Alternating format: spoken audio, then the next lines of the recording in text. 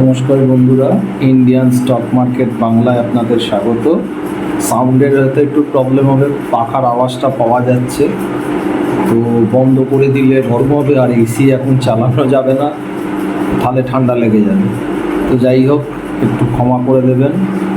তো আজকে 13 তারিখ, জাস্ট মার্কেট বন্ধ হয়েছে 3:35। আজকে বুধবার, ভিডিও আসে, আজকে ভিডিও করছি। আজকে 13 তারিখ, মানে অনেকের কাছে আজকে আনলাকি 13 হয়েছে, কিন্তু অনেকের কাছে আজকে আবার লাকি 13ও হয়েছে। তো একটা আমার খুব আজকের দিনে, আমি জানি ম্যাক্সিমাম ছোট রিটেল ইনভেস্টারদের প্রচুর টাকা লস হয়েছে। যারা পোর্টফোলিও ধরে রেখেছিলেন, হয়তো বেশ কয়েক বছরের প্রফিট আজকে হয়তো চলে গেছে, হয়তো তারা বেঁচেছেন কি হয়তো ধরে আছেন, আমি জানি না। তবে আমার আজকে অন্য দিক দিয়ে বলতে গেলে আমার কিছুটা হলেও ভালো লাগছে বা আনন্দিত হচ্ছি। আজকে আমার কাছে বেশ অনেক মেসেজ এসছে হোয়াটসঅ্যাপে, ধন্যবাদ জানিয়ে। কারণ আমি লাগাতার এই ইউটিউব চ্যানেলে আমি বলে গেছি, কিছু না হোক এক মাস কি তারও একটু কম বেশি হবে, যে পোর্টফোলিও ফাঁকা করে দিন। পোর্টফোলিও স্টক যা আছে, পোর্টফোলিও স্টক সবটাই ফাঁকা করে দিন। এবং বলেছি নিফটি হয়তো উপরে হাই মারছে, ব্যাঙ্ক নিফটি হাই মারছে, হয়তো আরও একটু হাই মারতে পারে, কিন্তু পোর্টফোলিও ফাঁকা করে দিন।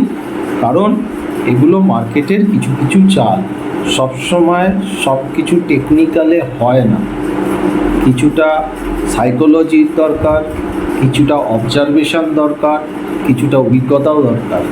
এই সব নিয়েই কিন্তু কাজটা করতে হয়। তো যারা যারা আমার কথা বিশ্বাস করেছেন এবং পোর্টফোলিও ফাঁকা করেছেন, এবং আমি নিজে এসে ডাইরেক্ট বলেছিলাম যে আমার পোর্টফোলিও আমি কিন্তু পুরো খালি করে দিয়েছি। দেখুন, আমার পরপর ভিডিও পড়ে আছে, সপ্তাহে তো 3টে করে ভিডিও ছাড়ি। আগের সপ্তাহে সম্ভবত কি তার আগের সপ্তাহে তো আমি নিজেও ফাঁকা করে দিয়েছি, পুরো ফাঁকা করে দিয়েছি। আমি ওপেন প্ল্যাটফর্মে এসে বলেছিলাম, কারণ আমি জানি এখানে অনেকেই আছেন যারা হয়তো উল্টোপাল্টা লিখবেন বা মাঝে মাঝে লেখেন, হয়তো তাদেরও দোষ দেওয়া যায় না, তারা মার্কেটে হয়তো লস খান, হয়তো সাকসেস হতে পারেন না। ওই জন্য ওই রাগটা কী করবেন, আমাদের মতো ছোটোখাটো ইউটিউবারদের ওপর করেন। তো যাই হোক, এটা নিয়ে তো থাকতে হবেই। সেই রকম অনেক ভালো ভালো লোকও আমার সাথে এখন যুক্ত হয়েছেন, যারা পার্সোনালি আমার সাথে যোগাযোগ আছে। তো যাই হোক, আমি চেষ্টা করেছি যতটা আপনাদের সাহায্যের জন্য, আমার যতটুকুনি ক্ষমতা, নলেজ বা এই যা অভিজ্ঞতা, যেটুকুনি চেষ্টা করেছি আপনাদের দেওয়া। কারণ এটাও ঠিক কথা যে আমার কথায় আপনারা কারুর 6 লাখ, কারুর 10 লাখ, কারুর 5 লাখ, যার যেরকম ক্যাপিটালে কিনে রেখেছেন, কেউ করোনার সময় থেকে, কেউ তারপর থেকে, আমার কথা শুনে তারা বেচবেন কেন? এটা সত্যি। কারণ আমাকে তো ম্যাক্সিমাম লোক চেনেন না। তার থেকেও বড় কথা হচ্ছে, আমি কোনো একটা বড় ফিগারই নই ইউটিউব চ্যানেলে, আমার কোনো বড় ফিগারই নেই, বা আমার লক্ষ লক্ষ কোনো সাবস্ক্রাইবারও নেই, বা আমার কোনো ব্যাকগ্রাউন্ড বা বিভিন্ন রকম যে এখন সাজানো গোজানো চ্যানেল হয়, সেরকম আমার নেই। তো সেখানে আমাকে বিশ্বাস করাটা টাফ।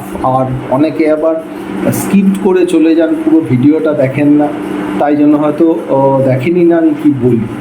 তো যাই হোক, যারা বিশ্বাস করেছেন, যারা ফাঁকা করেছেন, আমার কাছে তো অনেক মেসেজ এসছে, এতে আমি খুশি, এতেই আমি খুশি। আমার কথায় যদি 1-2জনও করতেন, তাতেও আমি খুশি।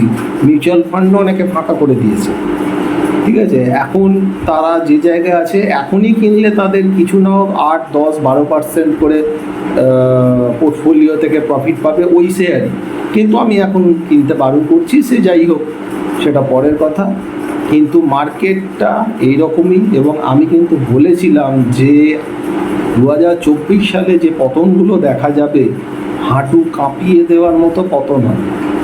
ইন্ডেক্স তো সবে আজকে নিফটিতে 300 পয়েন্ট পড়েছে, তাও দেখবেন প্রিমিয়াম 100 পয়েন্ট প্লাসে আছে। ঠিক আছে, ভেতরে তো অনেক কিছু খেলা চলছে। যাই হোক, যত বেশি দিন নোংরামি খেলা চলবে তত ডাউন সাইড আসার সম্ভাবনা আছে। ঠিক সময় ঠিক কাজটা করে নিলেই ভালো হয়। ঠিক আছে, উদাহরণ দিয়ে বলি, আজকের দিনে বলা উচিত নয়, আমি জানি আপনাদের মধ্যে হয়তো অনেকেই খুব দুঃখে আজকে পেয়েছেন, তাদের পোর্টফোলিও খারাপ, কারণ এরকম খারাপ দিন আমার জীবনে প্রচুর গেছে। আমি আবার ওখান থেকে কামব্যাক করেছি, তো আমি জানি জায়গাগুলো কি হয়, মানতে হয়। এইগুলোই অভিজ্ঞতা। যারা বেচেননি বা মার্কেট দেখছেন, ভবিষ্যতে আবার এরকম পজিশন আসবে, তখন তারা হয়তো নিশ্চয়ই বেচবে। এটাকেই বলে অভিজ্ঞতা। আপনাদের প্রত্যেকেরও হবে, একটু সময় দিন মার্কেটকে। তবে যে স্টকগুলো আজকে 10%, 20%, 25% পড়েনি, 20%, 10%, 15% করে দেখছিলাম পড়েছে। কিছুদিন আগেও টিভি চ্যানেলগুলো সেই সব স্টক নিয়ে বড় বড় আরও ওপরের টার্গেট, কিন্তু টিভি থেকে কখনোই বলে না যে এইবার আপনারা প্রফিট বুক করুন, সেই স্টক প্রফিট বুক করুন। স্টক তো ভালো, আমিও জানি, কিন্তু আবার নিচ থেকে এসে ভ্যালুয়েশনটা ঠিক হয়ে যাওয়ার পর নেওয়া ভালো নয় কি? যাই হোক, তো ওই জন্য ঠিক সময় ঠিক কাজটা করে দেওয়াটা দরকার, না হলে পরবর্তী এবার তার মানে কি আমরা কেউ বটম ধরতে পারবো না, টপ ধরতে পারবো, এটা সম্ভবই না। কিন্তু যতটা ধরা গেছে, এবারে আমি যেদিন বেচেছি তার পরের দিন থেকে মিড ক্যাপ স্মল ক্যাপ পড়েছে, কিন্তু এটা আমি আগের ভিডিওতেও বলেছি, এটা কাকতালীয়। আমি জানতামই না আমি যেদিন বেচবো তার পরের দিন থেকে মিড ক্যাপ স্মল ক্যাপ পড়বে, আমি জানতাম না। এটা টোটালি কাকতালীয়, লেগে গেছে। কিন্তু আমি জানি পড়বে, খুব শীঘ্রই পড়বে, এটা আমি জানি। যেমন নিফটিও আপনাদের বলে গেছি, নিফটি ব্যাংক নিফটি 2024 সালে ডাউন হয়। এখন কত 1000 পয়েন্টও পড়েনি। অ্যাটলিস্ট আমি বলছি না করোনার মতো পড়বে, আমি একবারও বলছি না। সেই জিনিসটা আজকে অনেকে হয়তো ভেবে নিতে পারেন, চারদিক দিয়ে আজকে হচ্ছে মার্কেটে ওভারঅল সেল অফ হয়েছে, তার জন্য লোক বেশি ভয় পেয়ে গেছে, প্যানিক করেছে। কিন্তু ব্যাপারটা কিন্তু সেটা নয়। নিফটি ইন্ডেক্স কেউ না কেউ আর সকাল থেকে দেখছিলাম কি HDFC bank, ICICI bank, Kotak, ITC এদেরকে নিয়ে মার্কেটটাকে ধরে রাখার চেষ্টা করছি, কিন্তু ধরে রাখতে পারলো না। এটা হয় না। হয়তো কালকে ব্যাংক নিফটি পড়বে, আজকে ব্যাংক নিফটি বেশি পড়েনি, যেহেতু এক্সপায়ারির ব্যাপার ছিল। কালকে নিফটি এক্সপায়ারি আছে, আমার অনুমান কালকে হয়তো ব্যাংক নিফটিটা বেশি পড়বে নিফটির তুলনায়, অনুমান। এবং আজকে কোটাক ব্যাংক প্লাসে রেখেছিল, ICICI ব্যাংক প্লাসে রেখেছিল, কাল হয়তো ওদেরকে রোটেশন হবে, আর কিছুই না, রোটেশন হবে অনুমান। এবার কালকে সকালবেলা দেখতে পাবো, যেরকম হবে সেরকম কাজ করবো। আমি বারবার এখানে কি বলেছিলাম, যে পোর্টফোলিওগুলো পুরো জিরো করে দিন, করে অল পুট নিয়ে কাজ করুন, অল্প কোয়ান্টিটিতে কাজ করুন, প্রফিট পেলে প্রফিট নিন। এই কিছু কথা আমি বারবার বলে গেছি। দেখুন আমাদের গ্রুপে আজকেও পুট নিয়েছি, ভালো প্রফিট হয়েছে। যাই হোক, গ্রুপে তো যারা আছে অপশান গ্রুপে তারা জানেনি কীভাবে কাজ হয় না হয়। আর একটা কথা আমি বলছি, যে কালকেও আমার ফোন এসছে, প্রতিদিনই আসে, যারা অপশান গ্রুপে জয়েন করতে চাইছেন তাদের বেসিক কয়েকটা জিনিস দরকার জানা। 1 নম্বর হচ্ছে তারা কল পুট অপশানের বেসিক জিনিসগুলো যেন জানা থাকে, মানে সি মানে কল, পি মানে পুট, আমি এই কিনেছি বা আগে কিনেছে বেচেছি, এই একটা। 2 হচ্ছে রিস্ক ম্যানেজমেন্ট, ক্যাপিটাল ম্যানেজমেন্টটা সে যেন করতে পারে। 3 নম্বর হচ্ছে মিনিমাম 50,000 ক্যাপিটাল যেন তার থাকে। ঠিক আছে, এই কিছু জিনিস যদি থাকে তাহলেই হোয়াটসঅ্যাপ করুন, আদারওয়াইজ হোয়াটসঅ্যাপ করবেন না। কারণ এবারে আমাদের গ্রুপে যারা মেম্বাররা আছে প্রচণ্ডই ভালো, তাদেরকে জাস্ট আমি গাইড সকালবেলা থেকে যেরকম ডেটা গাইড এই ওই বলতে তারাও নিজেরা খুব সুন্দর কাজ করছে। আমি তারপর যা দিচ্ছি সেটা পরের কথা, তারাও ভালো কাজ করছে, আমি গাইডেন্সটা দিতে পারি। এবার কেউ কিছু জানেন না, গ্রুপে ঢুকে যাচ্ছেন, সি মানে জানেন না, সি বলছি পুট কিনে বসে থাকছে। এই রকম মেম্বার কিন্তু তার ক্ষতি, গ্রুপেরও ক্ষতি। তো যাই হোক, এবার মেন কথা হচ্ছে এখন তাহলে মার্কেট কী হবে। দেখুন, যারা এখন পোর্টফোলিও ফাঁকা করেননি, আমার মনে হয় যে আর এখন পোর্টফোলিও ফাঁকা করে এতখানি লস মেনে নিতে পারবেন না। তার মানে এই নয় যে এখান থেকে আর মার্কেট পড়বে না, এখান থেকেও মার্কেট পড়বে, মিড ক্যাপ স্মল ক্যাপ আরও পড়বে। এবার কি হতে পারে সিনারিও, হয়তো আরও কিছুটা পড়লো, পড়ে শার্প বাউন্স দিল 20%, 15%, স্টকগুলো বাউন্স দিল, ইন্ডেক্স বলছি না, স্টক বাউন্স দিল 20%, 25% বাউন্স দিল, বাউন্স দিয়ে আবার ওখান থেকে সেল আপ হলো, এবং এই যে সেল আপটা হয়েছে তার থেকে বেশি পড়ে গেল। এটা একটা সম্ভাবনা থাকছে, এটা একটা হতেই পারে, এটা বাউন্স। কারণ মার্কেট সেল অন রাইজে, ইন্ডেক্স এখনও না গেলেও মিড ক্যাপ স্মল ক্যাপগুলো ম্যাক্সিমাম সেই জায়গায় চলে গেছে।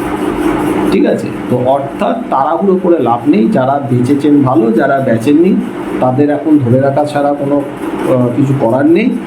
এখন যে স্টকগুলো ধরে আছেন সেগুলো যদি আরও ক্যাপিটাল থাকে, তখন আরও যদি পড়ে তখন অল্প অল্প করে আপনাকে অ্যাভারেজ করতে হবে। কিন্তু আবারও বলছি, ভালো ফান্ডামেন্টাল স্টক যেগুলো আছে সেগুলোতেই অ্যাভারেজ করবেন। অনেক উল্টোপাল্টা স্টক আছে, সেগুলো কিন্তু অ্যাভারেজ করবেন না। এবার কোনটা ভালো কোনটা খারাপ সেটা যারা ফান্ডামেন্টাল বোঝেন সেখান থেকে দেখতে পারেন। আমি ফান্ডামেন্টাল কিছু সেরকম বুঝি না, কারণ আমি মাধ্যমিক পাস, ওই জন্য আমি সেই নিয়ে কিছু বলতে পারছি না। যারা অনেক পড়াশোনা করেছেন তারা হয়তো ফান্ডামেন্টাল ব্যাপারগুলো আরও বলতে পারবেন, বিশেষ করে যারা কমার্স নিয়ে পড়াশোনা করেছেন তারা বলতে পারবেন। তো আমার মনে হয়, বা এখন ইউটিউবে অনেকে ফান্ডামেন্টাল নিয়েও বলেন, তো ম্যানেজমেন্ট, হোল্ডিং রেশিও কী আছে, পি, এসব কিছু টার্ম ফার্ম আছে, একটু আধটু শুনতে পাই। হ্যাঁ, পি রেশিও ফেশিও কী সব বলে টলে, এইসব একটু দেখে নেবেন। ইপিএসটাও আছে। তো যাই হোক, এসব আমি কিছু জানি না, আমি জাস্ট টার্মগুলো জানি বলে আপনাদের বললাম। এগুলো একটু দেখে শুনে নেবেন, এবং যে স্টকগুলো মোটামুটি ভবিষ্যতে ব্যবসাটা ভালো হতে পারে সেই রকম স্টক অ্যাভারেজ করুন। আর যেগুলো মনে করবেন যে না, কোনো কারণে তখন র্যালিতে ঢুকে পড়েছি, বা টিভি বলেছে এমনি ঢুকে পড়েছি, ভবিষ্যতে ব্যবসা নেই বা এই ফান্ডামেন্টাল খারাপ, সেগুলো আমার মনে হয় না অ্যাভারেজ করা উচিত হবে। পরবর্তীকালে যদি কখনো উপরের দিকে দাম পান, উপরে মিনস কস্ট টু কস্ট বা কিছু কম লস পান, তখন এক্সিট ইচ্ছা করলে করতে পারেন। এইবার মার্কেটের আজকের যা কন্ডিশন, আজকে চারদিকে তাই রব, তো সেই তাই রবে নতুন করে আর আমি কিছু ট্রাই বলবো না, আগেই বলা ছিল সেই অনুযায়ী মার্কেট কাজ করছে। তো কতটা পড়বে না পড়বে সেটা সময়। আজকের ক্যান্ডেলটা অনেক বড় রেড ক্যান্ডেল করেছে। আমার ধারণা কালকে ব্যাংক নিফটিটা একটু বেশি পড়া উচিত, আমার ধারণা। এবার সকালে যদি দেখি না ডেটা চেঞ্জ হচ্ছে, পজিটিভের দিকে যাচ্ছে, তখন আমরা কল বাই করবো, কোনো অসুবিধা নেই। কারণ মার্কেটের সাথে যুদ্ধ করে কিছু করা যাবে না, মার্কেট যেদিকে যাবে সেদিকেই আমাদের যেতে হবে। এবারে আমি আসি নিফটি, ব্যাংক নিফটির support resistance, mid cap small ক্যাপও আমি কিছু বলবো। ফার্স্ট বলে দিই, নিফটির আজকে ক্লোজ দিয়েছে 21,998, মানে 22,000 লেভেলটাকে সাইকোলজিক্যালি ভেঙে দিল। এটা কিন্তু ভালো নয়। সাপোর্ট আছে কত, 21,820 এবং 21,750, এখানে একটা সাপোর্ট ভালো মতো আছে। সিনারিও কি হতে পারে, কাল হতে পারে একদম নিচের দিকে আগে চলে এলো, ওখান থেকে একটা বাউন্স দিল, এটা হতে পারে। অথবা হতে পারে গ্যাপ আপ খুলে ওপর থেকে আবার সেল আপ হয়ে নিচে এসে গেল, দুটোই হতে পারে। ওপরে রেজিস্ট্যান্স কি আছে, 22,175 থেকে 22,256, এইসব জায়গায় এলে আবার ঠোকো 50-100 পয়েন্ট স্টপ লস দিয়ে আবার ঠোকো। ঠিক আছে, এইভাবে কাজ করতে হবে। প্লাস ডেটা দেখে, প্রতিদিন ডেটা কিন্তু চেঞ্জ হয়, ডেটা দেখে। ব্যাংক নিফটি 46,981 ক্লোজ দিয়েছে, মানে 47,000 লেভেলটাকে ভেঙে ক্লোজ দিয়েছে। রেজিস্ট্যান্স 47,360 এবং 47,200, এই দুটো রেজিস্ট্যান্স আছে। নিচের দিকে 46,900 একদম সামনে সাপোর্ট, এটাকে যদি ভাঙে 46,500-র কাছে ব্যাংক নিফটি আসতে পারে। তারপর এসে কি হচ্ছে না হচ্ছে আবার দেখা যাবে। আর কোটাক ব্যাংকটাকে আমার মনে হচ্ছে কালকে হয়তো একটু পড়তে পারে, আইসিআইসিআই ব্যাংক। এটা আমি টেকনিক্যালি বলছি না, যেহেতু আজকে এত মার্কেট পড়েছে, কিন্তু কোটাক, আইসিআইসিআই ব্যাংক এগুলোকে একটু পজিটিভ রেখেছিল, কালকে হয়তো এদের পালা আছে, তো সেই হিসাবে পড়তে পারে। মিড ক্যাপ আজকে 2000 পয়েন্ট ডাউন হয়েছে, অনেক দিন পর 2000 পয়েন্ট ডাউন। 45,971 মিড ক্যাপ আজকে ক্লোজ হয়েছে। এটাকে আমি মোটামুটি মনে হচ্ছে 41,500, অর্থাৎ আরও 4,000 পয়েন্ট মিড ক্যাপ কিন্তু ডাউন হতে পারে, হবেই আমি বলছি না, হতে পারে। স্মল ক্যাপ 700 পয়েন্ট আজকে ডাউন হয়েছে, 14,295 লেভেলে ক্লোজ হয়েছে। 13,300-র কাছে, মানে আরও 1000 পয়েন্ট স্মল ক্যাপও করতে পারে, হতে পারে। তা বলে কি একবারে পড়বে? নাও হতে পারে, কিছু বাউন্স দিয়ে ফেলতে পারে, কিন্তু এরকম জায়গায় একটা আসবে বলে আমার মনে হচ্ছে। তো মার্কেট নিয়ে একটু কসাস থাকুন। আর হোল্ডিং যারা এখন বেচেননি তাদের আমার মনে হয় এত নিচে বেচার দরকার নেই, কারণ অনেক স্টক 30-40% নিচে থাকছে। এখানে বেচে কি করবে? একটা বাউন্স যদি 7-10-12% আসে, তখন আপনারাই আমাকে গালাগাল করবেন। তো যখন বেচার বলেছিলাম তখন যারা বেচে দিয়েছেন হয়ে গেছে। এখন আমি বেচার জন্য আর কিছু বলছি না, কারণ আমি এবার দেখব কি কন্ডিশন চলছে মার্কেটে। Mid cap, small cap, index না, ইন্ডেক্স আলাদা, ওটা আলাদা পার্ট। স্টক, ইনভেস্টেড স্টক আমি দেখব, এবং আমি নিজে ব্যক্তিগতভাবে অল্পগুলো বেশ কয়েকটা স্টক আমি বেছে নেবো হয়তো নিজের জন্য। সেগুলো ওই পড়লে একটু করে বাই করবো। এখন কী স্টক বাঁচবো, কী বাই করবো আমি নিজেই এখনও ঠিক করিনি। দেখি, মার্কেট একটু দেখতে হবে, একটু ঘাটাঘাটি করতে হবে, সেগুলো আমি বাই করব। এবং আমি হয়তো 6 লটে কিনলাম, 5 লটে কিনলাম, এরকমও হতে পারে, কারণ আমি তো জানি না কোথায় শেষ হবে। ফান্ডামেন্টাল ভালো কিছু হলে তখন নিশ্চয়ই নেব। ঠিক আছে, আজকে এটুকুনি বলছি। তবে ওভার ট্রেড করবেন না, কেউ যদি শর্টও করতে যান ওভার ট্রেড করবেন না, কারণ যখন বাউন্স আসবে, এমন বাউন্স আসবে সব উড়িয়ে দিয়ে বেরিয়ে যাবে। তো বুঝে শুনে কাজ করবেন, আর চেষ্টা করবেন ওভারনাইট খুব একটা না নিয়ে যাবার, বিশেষ করে কিনে না নিয়ে যাওয়া। ওভারনাইট কিনে না নিয়ে যাওয়া, বেঁচে যাওয়া উচিত নয়। আর যদি বেঁচেও যান তাহলে হেজ করে বেঁচে যাবেন, আর কিনে তো নিয়ে যাবেনই না ওভারনাইট। যদি নিতে অল্পের ওপর, অল্প কিছুর ওপর করতে পারে।